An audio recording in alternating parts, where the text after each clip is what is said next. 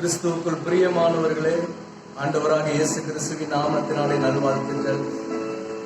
தேவன் நம்மை 7 மாதம் கண்மணி போல காத்து வருகிறார். அவர் கிருபையையும் இரக்கத்தையும் அவருடைய பாதுகாப்பையும் அதிகமாய் கொடுத்து வருகிறார்.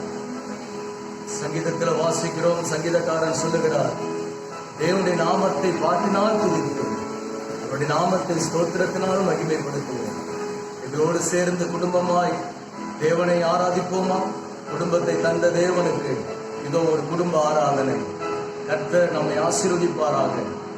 நீங்கள் இருக்கிற இடத்துல உங்களை தாழ்த்தி ஆராதித்து ஆண்டவர் படைத்த வெற்றி நாளில் என்று அகமகிழ்வோம், அக்களிப்போம், அல்லேலூயா பாடுவோம். சேர்ந்து பாடுவோமா?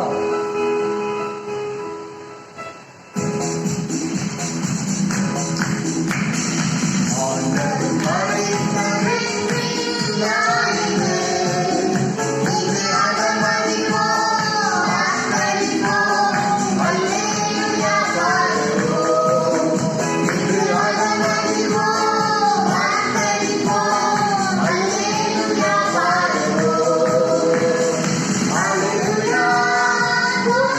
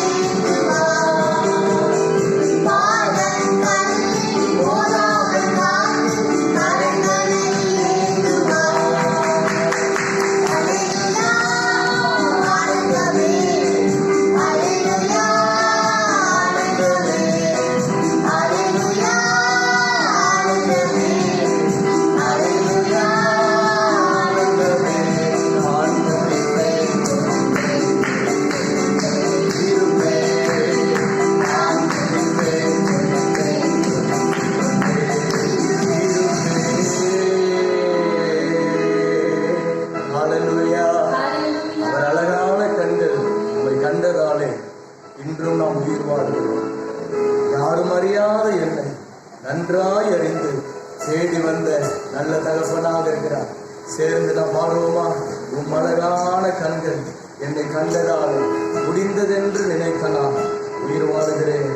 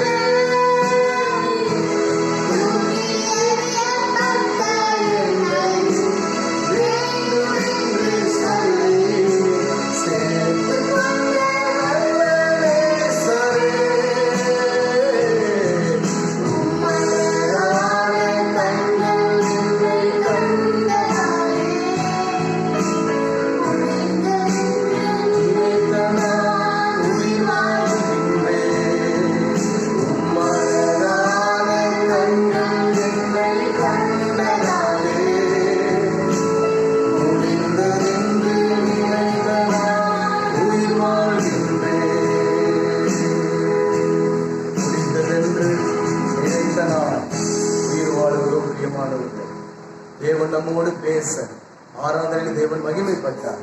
கண்களை மூடி செல்லிப்போம். பரலோக பிதாவே, இந்த நாள் ஆராதனையில நீங்க மகிமைப்பட்டதற்காக ஸ்தோத்திரம். இன்னும் உங்க நாம மகிமைப்படுவதாக கூப்பிடுகிற எந்த ஸ்தானத்தில் வந்து எங்களை ஆசீர்வதிக்கிறது. தொடர்ந்து உங்களுடைய வார்த்தையை தார். இயேசுவின் நாமத்தில் ஜெபிக்கிறோம் எங்க நல்ல பிதாவே, ஆமென். கிறிஸ்துவுக்குள் பிரியமானவர்களே, ஆண்டவராக இயேசு கிறிஸ்துவின் நாமத்தினாலே வாழ்த்துக்கள். சந்தோஷமா இருக்கிறீங்களா? கர்த்தர் நம்மை கைவிடாதவர். கடந்த 6 மாதங்கள் நம்மை நடத்தினவர். இந்த 7வது மாதத்திலும் நடத்துவார். எப்பொழுதுமே ஆண்டவர் தம்முடைய பிள்ளைகளின் ஜெபத்தை கேட்கிறவர். ஜெபத்தை கேட்கிறவரே மாம்சமான யாவரும் நம்மிடத்தில் வருவார்கள் என்று வேதம் சொல்லுகிறது.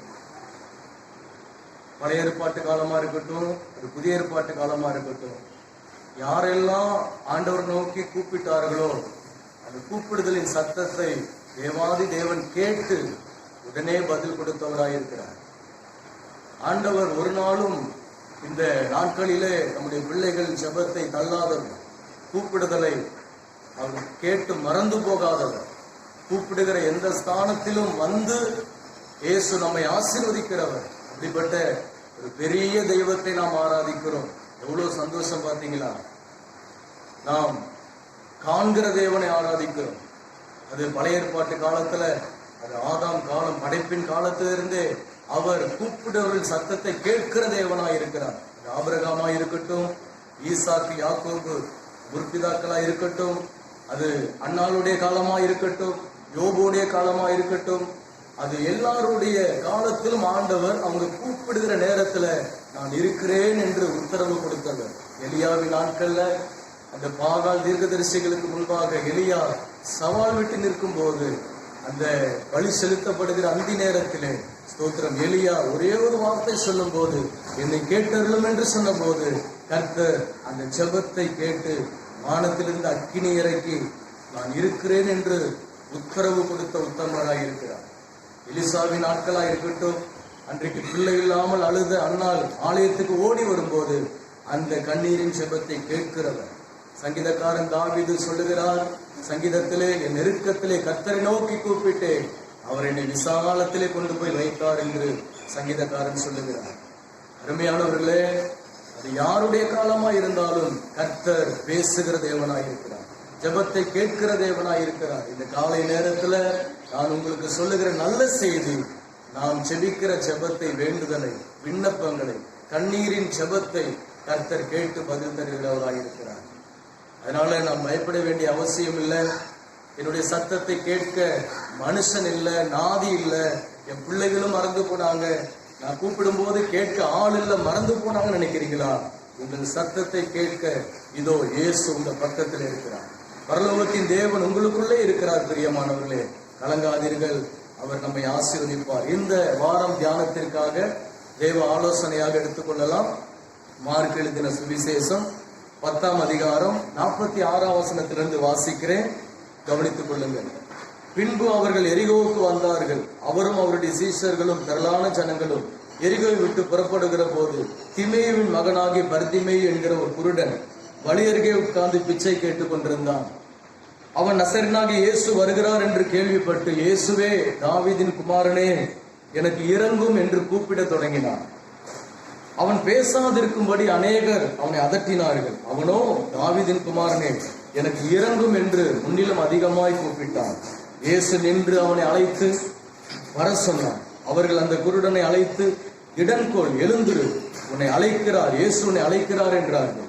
உடனே அவன் தன் மேல் வஸ்திரத்தை எரிந்து விட்டு எழுந்து இயேசுவினிடத்தில் வந்தான். இயேசு அவனை நோக்கி, நான் உனக்கு என்ன செய்ய வேண்டும் என்றிருக்கிறாய் என்றான். அதற்கு அவன், அந்த குருடன், ஆண்டவரே, நான் பார்வை அடைய வேண்டும், ஆசைப்படுகிறேன் என்றான். இயேசு அவனை நோக்கி, நீ போகலாம், உன் விசுவாசம் உன்னை ரட்சித்தது என்றான். உடனே அவன் பார்வை அடைந்து வழியிலே இயேசுவுக்கு பின் சென்றான். இதை கேட்ட அருமையான விசுவாச தேவஜனமே, நண்பர்களே, அன்பர்களே, இந்த காரியத்துல ஒரு குருடனுடைய கூப்பிடுதலை ஆண்டவர் கேட்டு பதில் கொடுத்தார். நம்முடைய ஆண்டவர் கூப்பிடுதலை கேட்கிறவர். இந்த வேத பகுதிக்கு ஒரு தலைப்பு கொடுக்கிறேன். அது தேவன் கொடுக்கிற ஒரு தலைப்பு, கூப்பிடுகிற நீ கூனி போவதில்லை.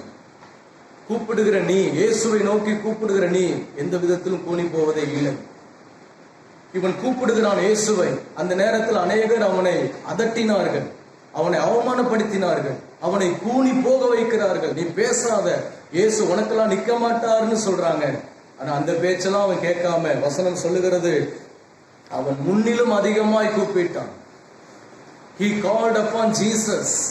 அவர் ஒருத்தர் தான் என் குருட்டு கண்களை திறக்க முடியும், அவர் ஒருத்தர் தான் என் சத்தத்தை கேட்க முடியும் என்று கூப்பிட்டான். எனக்கு அன்பானவர்களே, அந்த சத்தத்தை இயேசு கேட்டு அவனை அழைத்து, அவனை கேட்டு விசாரித்து 2 கண்கள்ல சுத்தமான பார்வையை கொடுத்தார். அல்லேலூயா.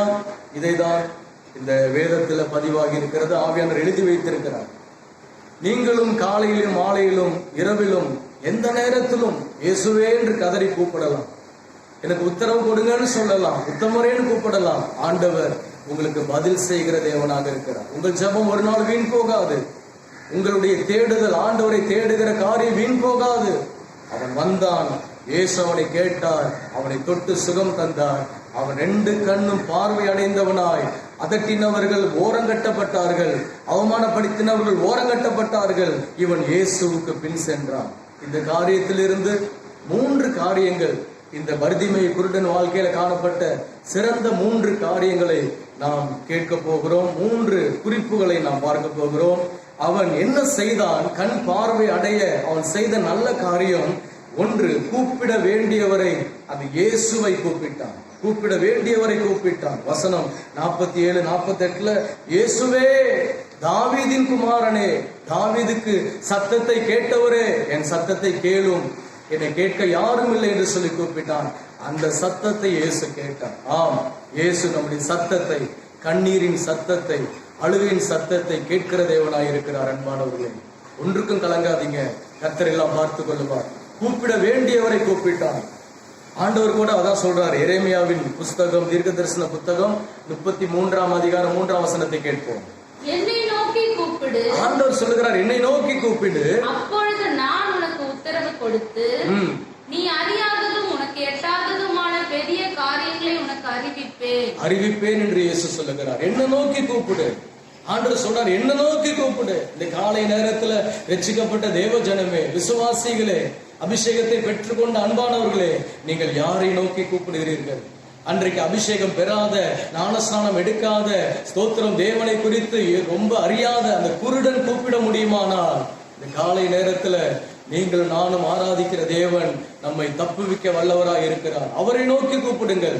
அப்பொழுது நீங்கள் அறியாததும் உங்களுக்கு எட்டாததுமான பெரிய காரியங்களை செய்வார். வீட்டில் ஆசீர்வாதம் வேண்டுமா?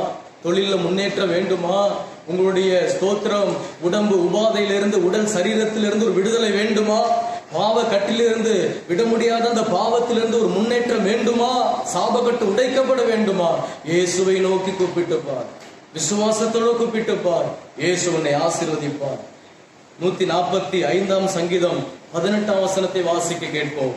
தம்மை நோக்கி கூப்பிடுகிற யாவருக்கும், தம்மை நோக்கி கூப்பிடுகிற யாவருக்கும், உண்மையாய் தம்மை நோக்கி கூப்பிடுகிற யாவருக்கும், உண்மையாய் தம்மை நோக்கி கூப்பிடுகிற யாவருக்கும் கர்த்தர் சமீபமாய் இருக்கிறார். கர்த்தர் சமீபமாய் இருக்கிறார். உங்களுக்கு சமீபமாய் இருக்கிறார். அந்த குருடனுக்கு பக்கத்துல அவருடைய இருதயம் சமீபமாய் வந்தது. அவனை அதட்டினார்கள். அவன் அதட்டல் சத்தத்தை கேட்கவில்லை, அந்த மிரட்டுதலை கேட்கவில்லை. இயேசுவையே நோக்கி கூப்பிட்டான்.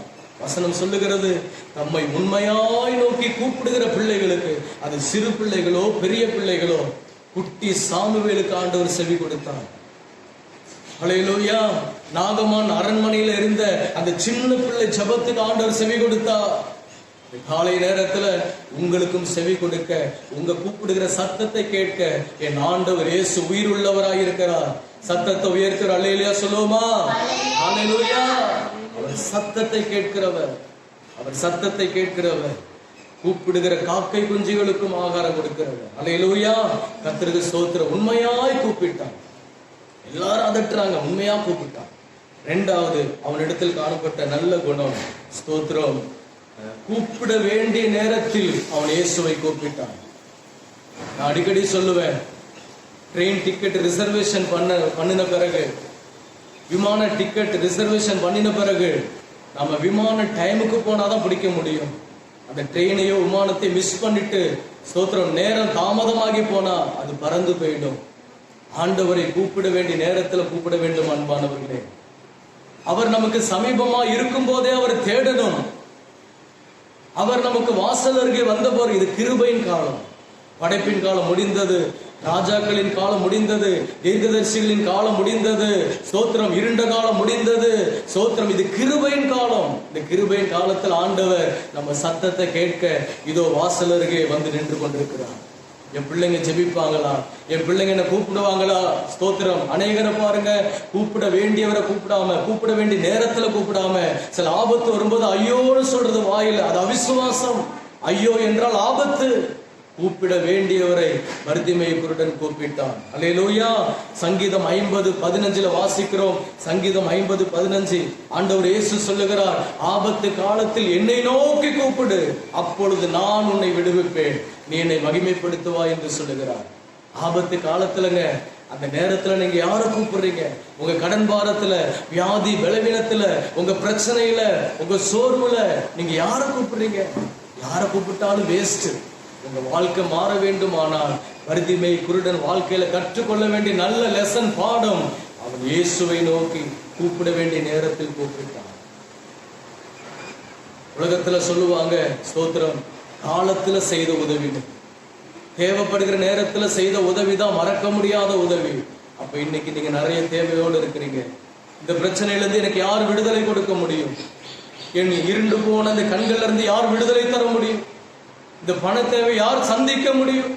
எனக்கு யார் நல்ல வழி காட்ட முடியும் என்று சொல்லி அழுது கொண்டு புலம்பிக் கொண்டு உட்கார்ந்திருக்கிற சகோதரியே, தாயே, தகப்பனே, இரவெல்லாம் தூக்கம் இல்லாம குழம்பி போயிருக்கிற மகனே, நீ கூப்பிட வேண்டிய நேரம் இதுதான் நேரம். நீ இந்த காலத்தில் மௌனமா இருந்தால் ரட்சிப்பு வேற வழியாய் வரும். நீ கூப்பிட வேண்டிய நேரத்தில் இயேசுவை கூப்பிடு. நீ பார்க்க வேண்டிய நேரத்தில் இயேசுவை பார். அதிகாலையில் என்னை தேடுகிறவன் என்னை கண்டடைகிறான். சத்தத்தை கேட்கிற தேவன் காலையிலே தேவ சமூகத்தில் வருகிறார். அதிகாலையிலே கர்த்தரை தேடிப்பார். கர்த்தர் உன்னை ஆசீர்வதிப்பார். மூன்றாவது காரியம், ஸ்தோத்திரம், பர்திமே செய்த காரியம், குணமாக்கினவரை. அவன் குணமாயிட்டான். இயேசு அவனை அழைத்தார், தொட்டார், குணமாகி விட்டார். விசாரித்தார், அவர் நம்மை விசாரிக்கிறவர். நான் அவனுக்கு என்ன செய்யணும்னு கேட்கிறாரு. அவன் சரியா சொல்றான், தொட்டு என் கண்கள் நான் பார்வை அடைய வேண்டும் ஆண்டவரே. மூன்றாவது காரியம், குணமாக்கினவரை, அதாவது இயேசுவை அவன் கும்பிட ஆரம்பித்தான். அல்லேலூயா. குணமாக்கினவரை அவன் கும்பிட ஆரம்பித்தான். சோதரம், அவரை கும்பிடதான் கர்த்தர் நம்மை அழைத்திருக்கிறார். இயேசு ஒருவருக்கே ஆராதனை செய்யதான் தேவன் நம்மை அழைத்திருக்கிறார். அதுதான் நம்முடைய தரிசனம். எல்லா பட்டணங்களிலும், எல்லா கிராமங்களிலும், எல்லா தெருக்களிலும், எல்லா வீடுகளிலும் உள்ள எல்லா நபரும் ஆத்துமாவும் இயேசு ஒருவருக்கே ஆராதனை செய்ய வேண்டும். அதுதான் நம்முடைய விஷன், தரிசனம். அந்த பகுதியில இணைந்து கொண்ட ஒரு ஸ்தோத்திரம் ஆத்துமாதான் இந்த பர்திமேயு. எல்லாரும் கைவிட்டாங்க. தகப்பன் பேர் திமேயு, அவரும் கைவிட்டார். ஆனா பர்திமேயு இயேசுவோடு இணைந்து கொண்டான். பெரியவரோடு பின்னி கொண்டான். ஆண்டவரை ஆராதிக்க ஆரம்பித்தான். அவரை ஆராதிக்கும் போது நமக்கு என்ன ஆசீர்வாதம் கிடைக்கிறது? ரோமர் 10ஆம் அதிகாரம் 12ஆம் வசனத்தை வாசிக்க கேட்போம். யூதர் என்றும் கிரேக்கர் என்றும் வித்தியாசம் இல்லை, எல்லோருக்கும் கர்த்தரானவர் தம்மை தொழுது கொள்ளுகிற யாவருக்கும் ஐஸ்வர்ய சம்பன்னராய் இருக்கிறார். தம்மை தொழுது கொள்ளுகிற யாவருக்கும், படித்தவர்களோ படிக்காதவர்களோ, ஏழையோ பணக்காரரோ, நெட்டையோ குட்டையோ, கருப்போ செவப்போ, தம்மை தொழுது கொள்ளுகிற இயேசுவே உண்மையாய் உள்ளத்தின் ஆழத்திலிருந்து அவரை தொழுது கொள்ளும் போது தம்மை தொழுது கொள்ளுகிற யாவருக்கும் அவர் ஐஸ்வர்ய சம்பன்னராய் இருக்கிறார். அவர் உயர்த்துகிறவராய் இருக்கிறார். ஒருவேளை உன்கிட்ட படிப்பு இல்லாம இருக்கலாம், இன்னைக்கு சுகம் இல்லாம இருக்கலாம், நீ மரண படுக்கையில கிடக்கலாம், நீ புரண்டு அழுவலாம், உன்னை பாக்குறவங்க எல்லாம் உன்னை அதட்டி உன்னை ஏவலனும் கேவலமா பேசலாம். பிரதர் அண்ட் சிஸ்டர், இதை கேட்கிற அன்பான சகோதரியே சகோதரனே, உன்னிடத்துல இயேசு இருக்கிறார். இந்த உலகத்துல பெரிய ஆசீர்வாதம் ஒரு மனுஷனோடு இயேசு இருப்பது, படைத்த தெய்வம் இருப்பதுதான். சோத்திரம். இன்னைக்கு பல கோடி பல லட்சம் இன்னைக்கு மனுஷனுக்கு வாழ்க்கை கொடுக்க முடியல. வெளிநாட்டுல கேள்விப்படுறோம், இந்த கொரோனா வைரஸ் அநேகர் செத்து போய் தங்கள் பணத்தை எல்லாம் வாரி வீதியில வீசி விட்டார்கள். ஒரு மனுஷன் சொல்லுகிறார், இந்த பணம் என்னை காப்பாற்ற முடியுமா என்று. பணம் செல்லாமல் போகும், ஆனால் தேவனுடைய பாசம் நம்மை பக்குவப்படுத்தி ஆசீர்வதிக்கும். அல்லேலூயா சொல்லுவோமா? அவர் தொழுது கொள்ளுகிற யாவருக்கும் அவர் ஐஸ்வர்ய சம்பனாய் இருக்கிறார். ஸ்தோத்திரம். 13ஆம் வசனம், ஆதலால் கர்த்தருடைய நாமத்தை தொழுது கொள்ளுகிற எவனும் ரட்சிக்கப்படுவான். ஆதலால் ரட்சிக்கப்படுவான். கர்த்தருடைய நாமத்தை தொழுது கொள்ளுகிற யாவரும் ரட்சிக்கப்படுவான். கர்த்தர் சொல்லுகிறார், கூப்பிடுகிற நீ கூனி போவதில்லை. கூப்பிடுகிற எந்த ஸ்தானத்திலும் உன்னை தலை நிமிர்ந்து வாழ செய்கிற ஆண்டவர். ஆண்டவர் வாக்குத்தத்தம் செய்திருக்கிறார், என் ஜனங்கள் குறுகி போவதில்லை, அவர்களை வர்த்திக்க பண்ணுவேன் என்று சொல்லுகிறார். விசுவாசிக்கிறீங்களா? இருக்கிற இடத்துல கண்களை மூடி ஜெபம் பண்ணுவோம். என் ஆண்டவரை நான் நோக்கி கூப்பிட போகிறேன். என்னை கூனி போக அவர் விடமாட்டார், என்னை உயர்த்துவார், என்னை தலை நிமிர செய்வார் என்று எல்லாம் கண்களை தாழ்த்தி, கண்களை மூடி தலையை தாழ்த்தி ஜெபிப்போம். சேர்ந்து ஜெபம் பண்ணுவோம். பரலோக பிதாவே, இரக்கமுள்ள ஆண்டவரே, இந்த காலை நேரத்தில் இந்த செய்தியை கேட்கிற ஒவ்வொரு மேலும் ஆண்டவரே உடைய கண்கள் பதிந்திருப்பதற்காய் ஸ்தோத்திரம். நடக்க வேண்டிய வழியை காட்டும், தன்னை வைத்த ஆலோசனை சொல்லும். கூப்பிடுகிற இவர்கள் கூனி போவதில்லை. இவர்கள் பக்கத்துல தேவன் இருக்கிறீர். வானத்தையும் பூமியும் படைத்த தேவன் கூப்பிடுகிற எந்த ஸ்தானத்தில் நான் உன்னை ஆசீர்வதிப்பேன் என்று சொல்லியிருக்கிறேன். நீ நேற்றும் இன்றும் என்று மாறாதவரப்பா. ஆண்டவரே, ஒருவேளை கூனி போயிருக்கிற ஆண்டவரே சோதர் குன்றி போயிருக்கிற அந்த பிள்ளையுடைய வாழ்க்கையில, தொழில, ஆண்டவரே வருமானத்துல, குடும்பத்துல, கணவன் மனைவி உறவுல, பிள்ளைகள் வாழ்க்கையில ஒரு பெரிய ஒரு தலை நிமிர கர்த்தர் செய்வீராக. பர்திமே வாழ்க்கைய ஆண்டவரே, அவன் கூப்பிட வேண்டியவரை கூப்பிட்டான், கூப்பிட வேண்டிய நேரத்தில் இயேசுவை கூப்பிட்டான். ஆண்டவரே, குணம் தந்தவரை அவன் கும்பிட ஆரம்பித்தான். நாங்கள் உண்மை ஆராதிக்க ஆரம்பிக்கிறோம், உண்மையாய் உம்மோடு பழக ஆரம்பிக்கிறோம். எங்களை ஆசீர்வதியும், பிள்ளைகள் தேவைகளை சந்தியும், கூட இருப்பீராக. இயேசுவின் நாமத்தில் பிதாவே, ஆமென். என் ஆத்துமாவே கர்த்தரை ஸ்தோத்திரி, என் முழு உள்ளமே அவருடைய பரிசுத்த நாமத்தை ஸ்தோத்திரி. என் ஆத்துமாவே கர்த்தரை ஸ்தோத்திரி, கர்த்தர் செய்யும் சகல பலனை மறவாதே. ஆமென். கர்த்தர் உங்களை ஆசீர்வதிப்பார்.